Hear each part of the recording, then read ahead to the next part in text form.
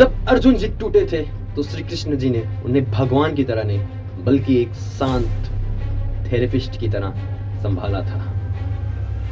भगवत गीता का पहला श्लोक, धर्म क्षेत्रे कुरुक्षेत्रे सामवेत युयुत्सवा माम का पांडेय श्रेयो किम कुर्वत संजय। वो जो बोले वो धर्म नहीं बल्कि आज के समय का प्योर न्यूरो साइंस बनता चला गया। भगवत गीता को आप जिस भी नजर से देखेंगे आपकी जिंदगी में वो उसी तरीके की कहानी लिखता चला जाएगा। भगवत गीता आज की सबसे बड़ी महाग्रंथ मानी जाती है। भगवत गीता के पहले अध्याय से ही अर्जुन जी पैनिक अटैक में आने लग जाते हैं। कभी उनका शरीर ठंडा पड़ जा रहा है, कभी उनके हाथ कपने लग जा रहे हैं, कभी उनके हाथ से गंडू छूट रहा है, तो कभी वो उनका मन डगमगाता चला जा रहा है। आपको नहीं लगता ये सारी निशानियां सिर्फ एक की तरफ इशारा करती है, वो है एंजाइटी अटैक। जब श्री कृष्ण जी अर्जुन की ये हालत देखते हैं तब वो सिर्फ उन्हें 3 चीजें सिखाते हैं जिससे आज पूरी भगवत गीता अपने आप में एक रहस्य बन चुकी है। अर्जुन को ब्रीथ, ऑब्जर्व और सबसे बड़ी चीज फोकस करना सिखाते हैं, जो आज की साइकोलॉजी में कहलाता है सीबीटी यानी कि कॉग्निटिव बिहेवियरल थेरेपी। भगवत गीता सिर्फ कहानी नहीं है, भगवत गीता सिर्फ पढ़ने के लिए किताब नहीं है। Bhagavad Gita is not a mythology, it's pure mental training. आज इस इन्फ्लुएंसर के जमाने में एक ऐसा व्यक्ति जो भगवत गीता के हर एक शब्द को, हर एक लाइन को मानो कोई किताब की तरह पढ़ा रहा हो। मैं चाहता हूं आप उनसे मिलें, उनसे जुड़ें और उनसे भगवत गीता की हर एक शब्द को सीखें। आइए हम उनसे थोड़ा समझते हैं भगवत गीता क्या होती है। गीता से बड़ा विद्रोह दुनिया में नहीं हुआ है। अंडे मुर्दों के लिए नहीं है ये। आग है गीता। लोहे की गर्म सलाख देखिए लाल, वो है गीता। पुष्पमाला नहीं है गीता। जैसा कई बार दिखाया जाता है कि श्री कृष्ण गले में माला वाला डाल करके गीता का प्रवचन दे रहे हैं युद्ध क्षेत्र में। अंगार है गीता, रक्तधार है गीता। और जिनको खरोच भी नहीं खानी है वो लगे हुए हैं कि गीता गीता। तुम क्या करोगे? जाओ तुम दुर्योधनों की मालिश करो, कुछ पैसा वैसा मिल जाएगा। क्यों परेशान होते हो नाहक? तुम्हारे लिए नहीं है।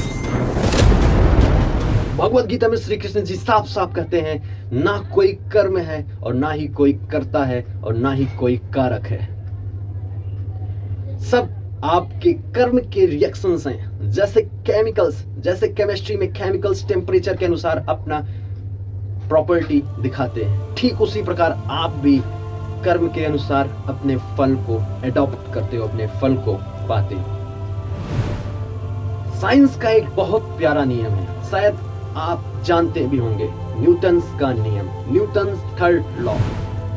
Each and every actions has an equal and opposite reactions. आपका जैसा वर्ताव रहेगा ठीक उसी प्रकार से आपको भी वर्ताव मिलेगा।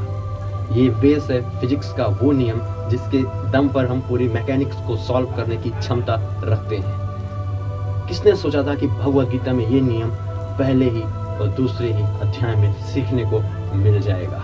अगर भगवत गीता जी के अनुसार देखा जाए तो साइंस के नियम और कर्म के सिद्धांत दोनों एक ही बात कर रहे हैं। और बात करें अगर एनर्जी की, तो आप एनर्जी को कभी खत्म नहीं कर सकते। एनर्जी एक तत्व से दूसरे तत्व में ट्रांसफर होती है। एनर्जी एक बॉडी से दूसरे बॉडी में ट्रांसफर होती है। Energy can neither be created not destroy. यहाँ तक कि स्वयं श्री कृष्ण जी अर्जुन से कहते हैं कि तू सिर्फ अपने कर्म पे फोकस कर, आसक्ति से मत जुड़। ठीक यही बात साइंस में इमोशनल इंटेलिजेंस का कोड होता है। अगर आप किसी से बहुत ज्यादा अटैच हो गए, जब आप उससे अलग होंगे तो वही बातें आपको स्ट्रेस और एंजाइटी की तरफ ले जाएंगी।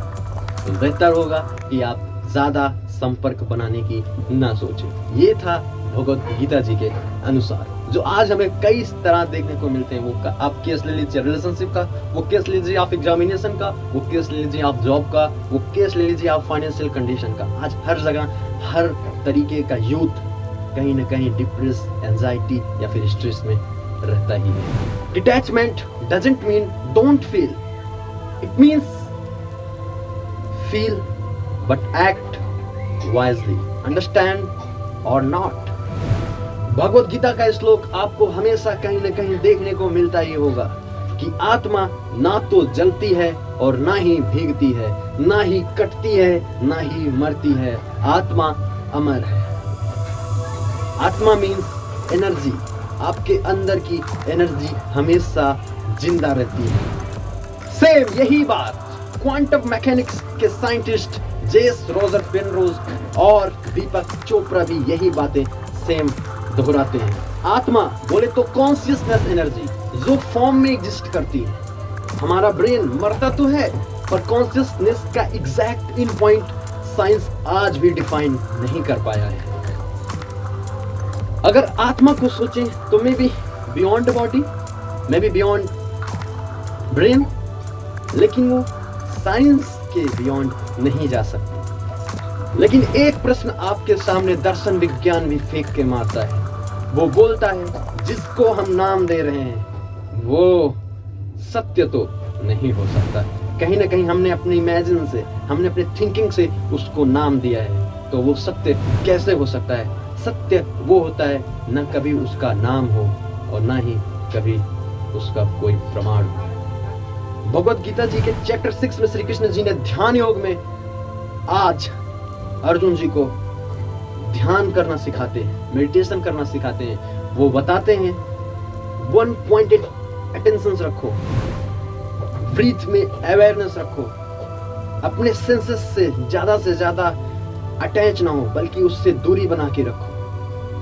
अगर इन्हीं सभी बातों को हम सब न्यूरोसाइंस के अकॉर्डिंग अप्लाई करें तो वो हमारे ब्रेन के कई सारे पार्ट्स को एक्टिवेट कर रही है, जैसे कि प्री फ्रंटल कॉर्टेक्स से हमारी डिसीजन मेकिंग स्किल्स बेहतर होती जाती है।